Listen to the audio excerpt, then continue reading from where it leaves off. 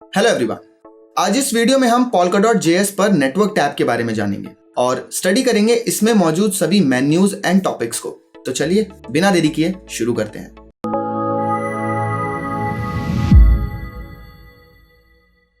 जब हम polka.js apps page visit करते हैं तो फर्स्ट डिफॉल्ट पेज जो ओपन होता है वो है polka.js के नेटवर्क टैब में एक्सप्लोरर मेन्यू। एक्सप्लोरर में भी further chain info, block details, latency, forks, node info, API stats आते हैं। चलिए वन बाय वन इन टॉपिक्स को समझते हैं। शुरू करने से पहले मैं आपको बता दूं कि polka.js एप्स डेवलपर्स के लिए है एंड इस पेज का यूआई चेंज होता रहता है जब भी कोई न्यू वर्जन polka.dot इकोसिस्टम पर अवेलेबल होता है। ये ट्यूटोरियल रिकॉर्ड किया गया है जब polka.dot का रन टाइम वर्जन है 9270।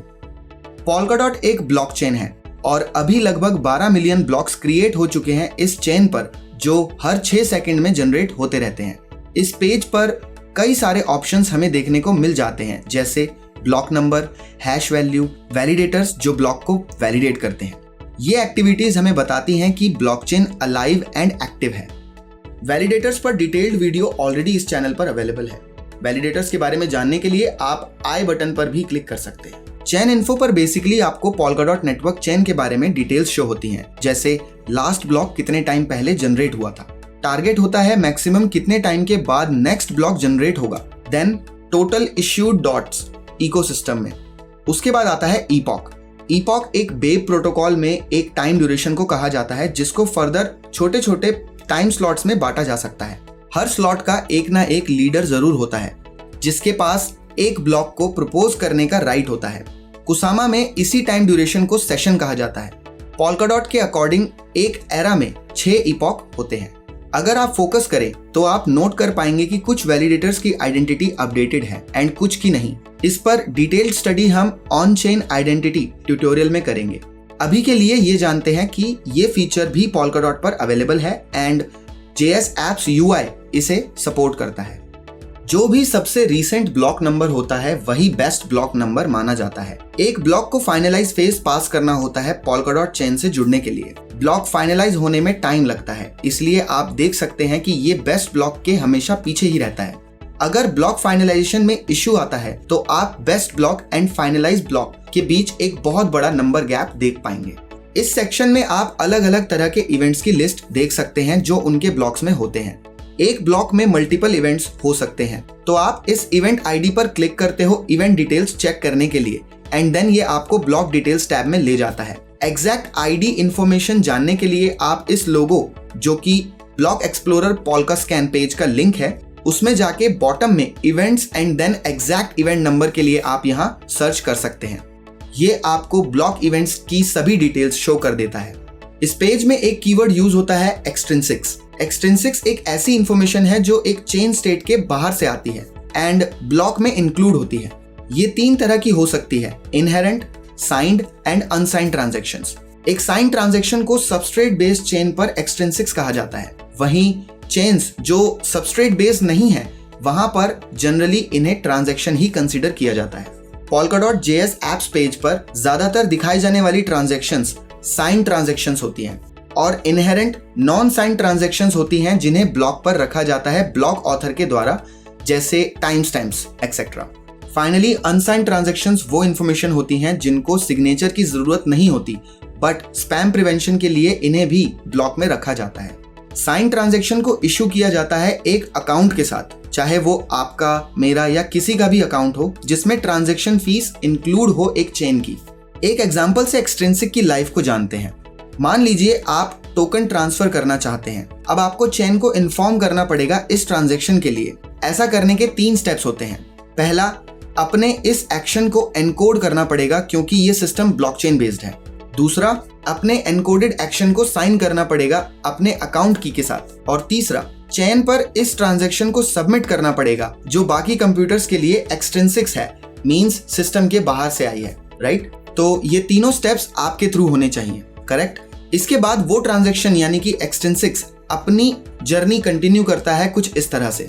गॉसिप प्रोटोकॉल के थ्रू इस एक्सट्रिंसिक को बाकी नोड्स एंड वैलिडेटर्स तक रेफर किया जाता है या इन्फॉर्म किया जाता है एक मैसेज की तरह। इसी के साथ आपके भेजे हुए एक्सट्रिंसिक को वैलिडेटर के थ्रू इंक्लूड कर लिया जाता है एक नए ब्लॉक में। कुछ चेन्स इसे फाइनल स्टेप फाइनलाइजेशन कहती हैं, जो गारंटी देता है कि ब्लॉक जिसमें एक्सट्रिंसिक मौजूद है वो अब चेंज नहीं हो सकती। अब इस समय आप बेफिक्र हो जाइए क्योंकि आपकी ट्रांजैक्शन ब्लॉकचेन पर नोट हो चुकी है। तो ये थी एक एक्सट्रिंसिक की लाइफ। चलिए वापस आते हैं Polkadot.js नेटवर्क टैब में। अगर आप एक ब्लॉकचेन एंथुसियास्ट हैं तो आप Polkadot नेटवर्क के किसी भी ब्लॉक में मौजूद इंफॉर्मेशन को गो थ्रू कर सकते हैं, फॉक्स को ऑब्जर्व कर सकते हैं रियल टाइम पर एंड फुल नोड की इंफॉर्मेशन भी चेक कर सकते हैं इस UI के इस्तेमाल से। ठीक है, लेटेंसी आपको लास्ट 50 ब्लॉक्स का डेटा ग्राफ शो करता है, जैसे कितने नंबर ऑफ इवेंट्स जनरेट हुए एंड कितने एक्सट्रिंसिक्स ऐड हुए। फॉक्स, हर ब्लॉक में एक हेडर होता है एंड ट्रांजैक्शंस होती हैं। हर ब्लॉक हेडर के पास रेफरेंस होता है उसके प्रीवियस ब्लॉक का या पेरेंट ब्लॉक का, ताकि आप जेनेसिस ब्लॉक का पता लगा सकें। जेनेसिस ब्लॉक फर्स्ट ब्लॉक को कहा जाता है जहां से कोई चेन स्टार्ट होती है। फॉक्स तब क्रिएट होते हैं जब दो ब्लॉक्स के पास सेम पेरेंट एड्रेस होता है। ब्लॉक फाइनलाइजेशन इसी टास्क को कंप्लीट करने के लिए थोड़ा टाइम टेकिंग होता है ताकि चेन पर डुप्लीकेसी ना हो। एक अनरिजॉल्व्ड फॉर्क ब्लॉकचेन को दो पार्ट्स में स्प्लिट कर देता है। इन फॉक्स के रिजॉल्व होने से हमें एक लीगल चेन मिलती है। नेक्स्ट है नोड इन्फो। अगर आप एक टेस्टनेट पर हैं तो आप लोकल नोड्स रन कर सकते हैं या फिर अपने कंप्यूटर को किसी नोड के साथ कनेक्ट कर सकते हैं, जो हम फ्यूचर वीडियोस में कवर करेंगे। नोड्स की इन्फो आपको यहाँ शो हो जाती है। API stats. एपीआई स्टैट्स आपको आरपीसी सर्वर के through generated request and transverse का डेटा ग्राफ शो करता है। आरपीसी की फुल फॉर्म है remote procedure call. Nodes, RPC servers, इनके बारे में हम डिटेल में डेवलपर्स टैब में डिस्कस करेंगे। अगर आप एक अकाउंट को भी इस यूआई के साथ कनेक्ट करते हो तो ये रिक्वेस्ट करता है मोस्ट ऑफ द नोड्स से जो नेटवर्क में है एंड इसकी वजह से भी इस ग्राफ में चेंजेस होते हैं। एक्सप्लोरर के बाद नेक्स्ट मेन्यू है स्टेकिंग। अगर आप एक ऐसे पर्सन हैं जो स्टेक होल्डर बनने में इंटरेस्टेड हैं Polkadot नेटवर्क पर, तो आप नेक्स्ट मेन्यू स्टेकिंग पर क्लिक कर सकते हैं। ये पेज डिटेल्ड इंफॉर्मेशन देता है वैलिडेटर्स एंड नॉमिनेटर्स की। स्टेकिंग आपको कई चीजें देखने में हेल्प करता है, जैसे आप ये देखते हो कि कितने वैलिडेटर्स हैं नेटवर्क में, यानी कि कितने सर्वर्स हैं जो ब्लॉक्स प्रोड्यूस कर रहे हैं Polkadot या कुसामा नेटवर्क पर या किसी और नेटवर्क में।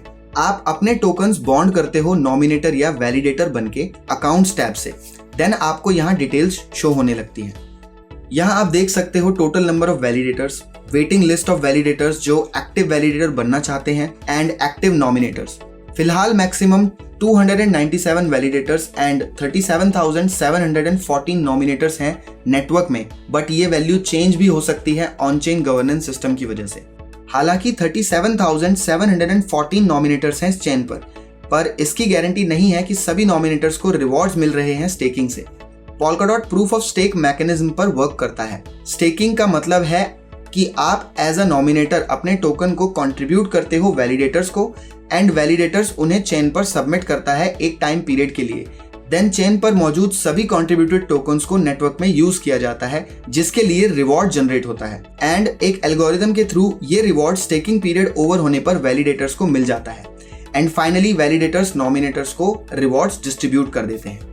ये हमने पास्ट वीडियोस में भी बताया है कि अगर चूज किए हुए वैलिडेटर्स एक्टिव वैलिडेटर्स लिस्ट में नहीं है तो नॉमिनेटर्स को उस एरा में रिवॉर्ड नहीं मिलता है।